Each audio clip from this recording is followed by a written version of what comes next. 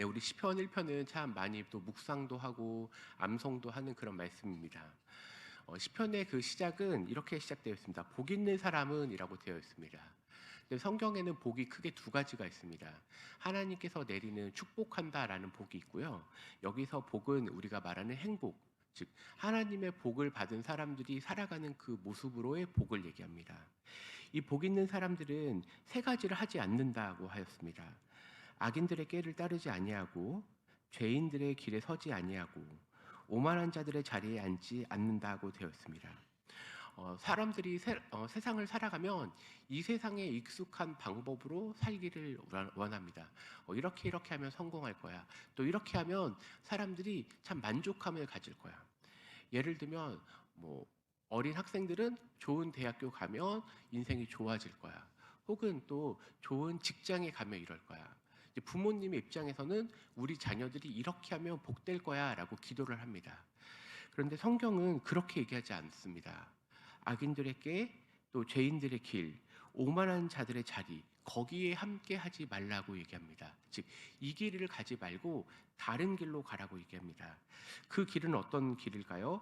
2절과 3절에 이렇게 되어 있습니다. 여호와의 율법을 즐거워하여 그의 율법을 주야로 묵상하는 도다 하고 되어 있습니다.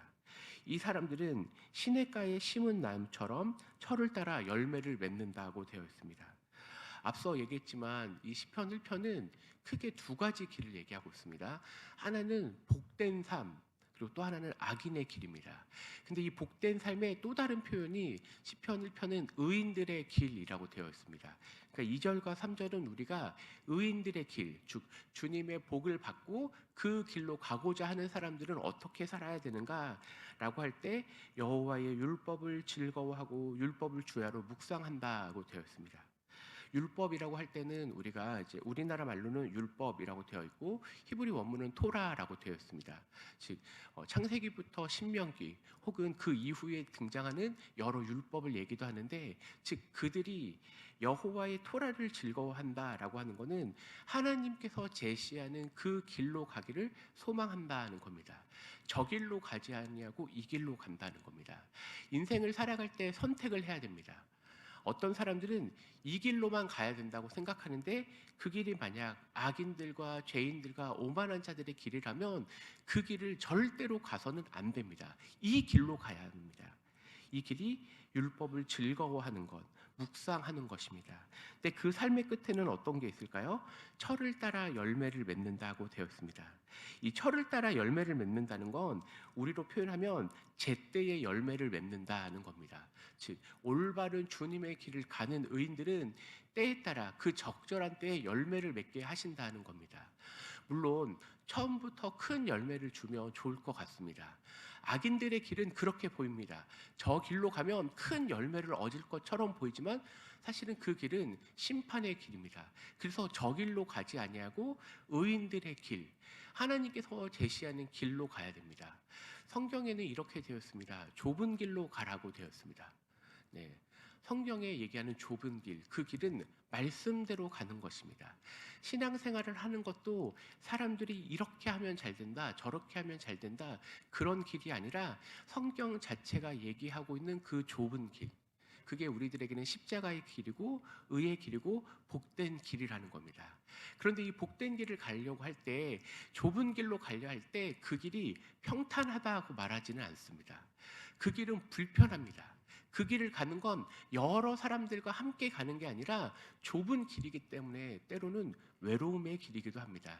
이게 바로 믿음의 길입니다. 여러분들은 어떤 길을 가기를 소망하는가요? 많은 사람들이 가는 길을 원하시나요? 아니면 나는 그런 건 잘 모르겠고 주님이 말씀하시는 좁은 길로 가기를 소망하시나요? 이 아침 새벽에 기도하실 때 주님, 제가 많은 사람들이 가는 길이 아니라 주님의 말씀을 사모하여 좁은 길로 가게 하여 주시옵소서. 주님, 나에게 이 세상에서 성공하는 길이 아니라 영생을 소망하고 하나님과 함께 할 수 있는 그 길로 가게 하여 주시옵소서라고 기도해야 되겠습니다. 그럴 때 그가 하는 모든 일이 다 형통하겠다고 되었습니다. 대표적으로 형통하면 우리가 생각나는 사람이 요셉이 있습니다. 요셉의 인생을 보면 그의 인생이 앞에 좋은 길이 아니었습니다. 그는 노예로 끌려갔고요. 심지어 감옥에도 갇혔습니다. 그런데 그는 항상 하나님과 함께하였습니다. 이게 바로 복된 길, 형통한 길입니다. 이런 길을 가기를 소망합니다. 또 4절에는 악인들은 그렇지 아니하다고 되었습니다. 모두가 다가 아니라 의인들이 가야 될 좁은 길로 가는데 악인들은 그 길을 가기를 즐거워하지 않는다는 거예요. 4절에 악인들은 그렇지 아니하며 오직 바람에 나는 겨와 같도다. 그러니까 사람들이 말하는 것, 이렇게 하면 성공한다라고 하는 걸 자꾸 쫓아가는데 이런 걸 가지 말라고 얘기하는 거예요. 5절에 악인들은 심판을 견디지 못한다. 심지어 심판대 앞에 서지도 못할 정도로 악인의 길은 망한다는 의미예요. 그래서 죄인들이 의인들의 모임에 들지 못하리로다. 즉 길이 두 가지가 나뉘는 걸 우리에게 분명히 알려주고 있습니다. 그러면서 6절에 무릇 의인들의 길은 이제 명확하게 나오는 거죠. 앞에는 복 있는 사람들이 가야 될 길, 여호와의 율법을 즐거워하고라고 얘기했는데 그 끝에 뭐라고 나와요? 이게 의인들의 길이라는 거예요. 시편은 이 시편 1편을 통해서 시편 전체가 우리들에게 어떤 길로 가야 되는지 알려주고 있는 거예요. 칼빈은 시편에 대해서 이렇게 얘기했어요. 이게 영혼의 거울이다 하고 되었어요. 그러니까 우리가 마음적으로, 심적으로, 심리적으로 복잡하거나 내 인생의 길에 어떤 것을 선택해야 되는지 그런 갈등하는 게 우리 영혼의 자리에서 일어나거든요. 근데 그때 시편을 통해서 내 마음의 상태가 어떠한지, 시편 1편을 통해서 내가 혹 악인들의 길을 가려고 하는 건 아닌지, 하나님의 말씀에 위배되는 길은 가는 건 아닌지 돌아보게 한다는 겁니다. 그래서 의인들의 길은 여호와께서 인정하시나고 되어 있죠. 근데 인정하다라는 이 히브리어가 알다예요. 하나님이 그 길을 아신다는 거예요. 이 땅에서 좁은 길, 외로운 길 갈 때는 사람들이 모르는 것처럼 여겨져요. 이렇게 길을 가면 너무나 힘들어요. 하나님 말씀대로 살려고 애를 쓰는 건 너무너무 힘들어요. 그래서 사람들이 몰라주는 것처럼 생각해요. 근데 하나님 이렇게 얘기하는 거예요. 여호와께서 아신다는 거예요. 인정하신다는 게 안다는 거예요. 그래서 우리나라 말로는 이걸 인정한다는 거예요. 이 땅에서 살아갈 때 때로 인정을 못 받을 수 있습니다. 그러나 우리가 주님의 심판대 앞에 서면 주님이 모든 걸 아세요. 사랑하는 아들아, 사랑하는 딸아, 너가 이 땅에 살아갈 때 세상에서 말하는 길을 가지 아니하고 정말로 생명의 길, 좁은 길, 너가 의인의 길을 왔구나.